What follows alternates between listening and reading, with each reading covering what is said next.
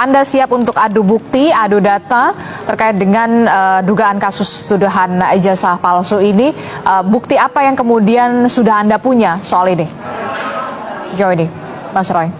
Oke, jadi yang jelas adalah saya sudah melihat primary evidence ya. Saya sudah melihat primary evidence itu adalah bukti primer asli ya. Bukti primer itu bukti beneran yang saya pegang sendiri, yaitu yang skripsi bertuliskan Joko Widodo yang ada di Universitas Gadjah Mada pada tanggal 15 April.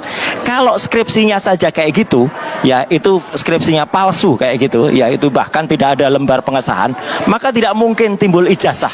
Jadi kalau skripsinya seperti itu ya, maka pasti ijazahnya palsu ya. Kalaupun nanti ada ijazah yang kemudian dalam tanda kutip itu bisa dibuktikan ya, dan ternyata ijazah itu mungkin dibuat dengan sangat rapi, kita sangat mempertanyakan kenapa bisa UGM mengeluarkan ijazah dengan skripsi yang abal-abal semacam itu. Jadi skripsinya saya katakan abal-abal ya. Saya Dr. Rismond sudah memeriksa sendiri, bahkan sudah kita lakukan uji fisik dan uji forensik terhadap skripsinya gitu, dan jelas sekali bahwa skripsinya itu banyak sekali kesalahan, banyak sekali keganjilan, termasuk tidak ada lembar pengesahan, nama dosen pembimbing yang salah ya, kemudian ada ketikan Times New Roman, bahkan berbagai hal lain yang nanti akan kita sampaikan di persidangan.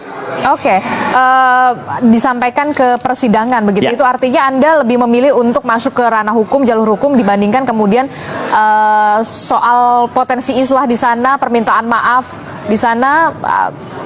Anda lebih memilih untuk nantinya ketika memang ini berlanjut ke adu bukti, adu data, ke persidangan. Gini.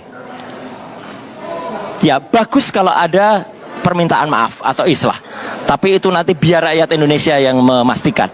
Ya, yang jelas saya tetap pada satu kesimpulan bahwa skripsi yang ada di Universitas Gadjah Mada yang diberikan oleh Wakil Rektor saat itu, Prof. Wening Udasworo, dan juga Wakil Rektor Dr. Aris Dito adalah palsu.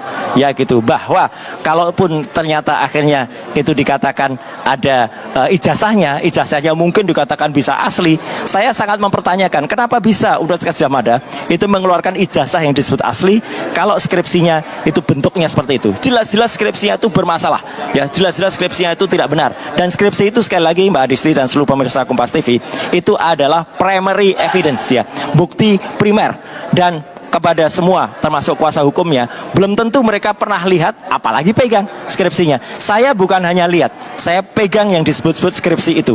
Dan kalau dikatakan nanti oh itu bukan itu skripsinya, nah berarti Universitas Gadjah Mada telah menyimpan atau bahkan mempertontonkan skripsi yang abal-abal atau skripsi palsu. Ini lebih parah lagi gitu ya. Jadi sekali lagi kita serahkan kepada masyarakat Indonesia, dan saya siap mempertanggungjawabkan semua telaah saya bersama Dr. Rismond, bersama